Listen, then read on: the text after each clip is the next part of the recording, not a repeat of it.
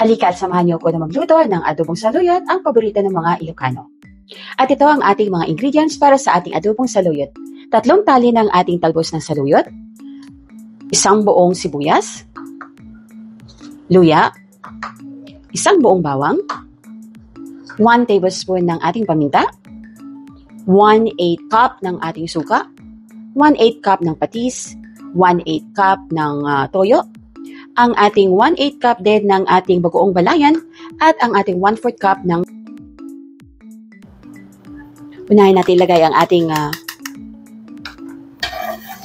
pwede kayong gumamit dito ng mantikang corn oil, pwede rin naman ang palm oil or ang ating coconut oil. Pero madalas ang gamit ko talaga is canola oil para good for the heart. At syempre, gagamit din tayo dito na ilagay na natin ang ating sibuyas. Sa pagluluto ko, lagi na una yung sibuyas kasi hindi ko gusto na nasusunog yung ating bawang. Pagkatapos, isusunod na natin ang ating bawang at ang ating luya. Isa sa pinakamabilis na lutuin talaga ang adobong saluyot. At isa rin ang saluyot sa pinaka-nutritious na nakuha ko na gulay kasi good ito sa mga may diabetes, may sakit sa puso, at sa mga may indigestion. Actually, ang saluyot ay kasama siya sa mga herbal plant na meron po tayo. Kaya naman, tuwing nakikita ko ang saluyot sa palengke, ay lagi tayong bumibili nito. At isusugod na natin syempre ang ating mga talbos ng saluyot. At ang 3 tali ng talbos ng saluyot, parang mukhang madami, no? Pero sa totoo lang, pag naluto nito, ay kumukunti na to.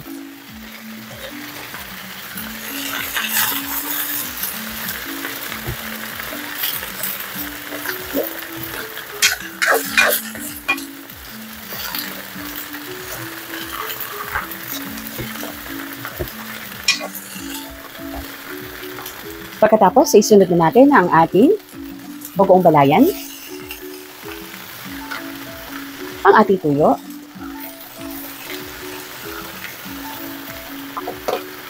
at ang ating patis. Takpan lang muna natin hanggang sa matuyot at maluto ang ating saluyot. Importante na lutong-luto ang ating dahon ng saluyot kasi minsan nakakasamid ito o nagkakaroon ng problema dahil medyo magasbang nga ang dahon ng saluyot. Pero kapag ito ay properly cooked, maganda siya at medyo madulas siya. Kaya maganda siya sa ating digestion.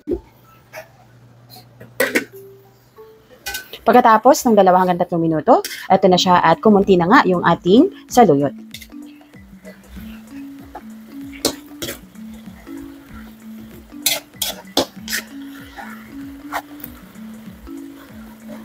Pagkatapos, pwede na natin ilagay ang ating paminta.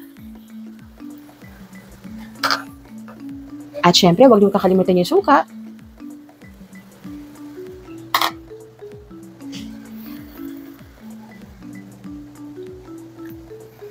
At maglagay din tayo ng konting sabaw or tubig na galing sa nawasa.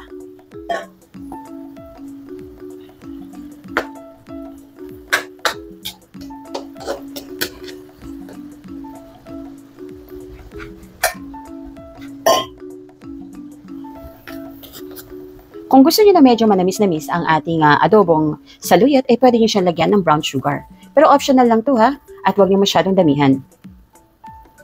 Siguro nasa 1 teaspoon lang ang ilalagay natin.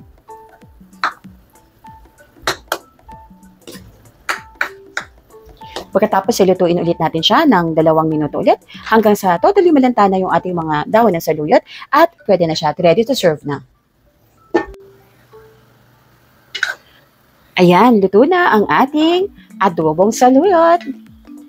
Nagimas. Panigurado kong mapapadami na naman ang kain ng mga anak ko nito.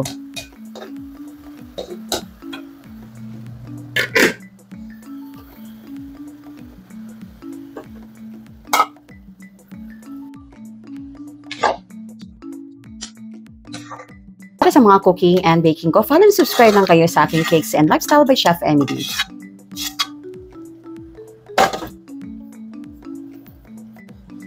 Mangantayon po ang ating adobong saluyot ala Ilocanang Chef Emily.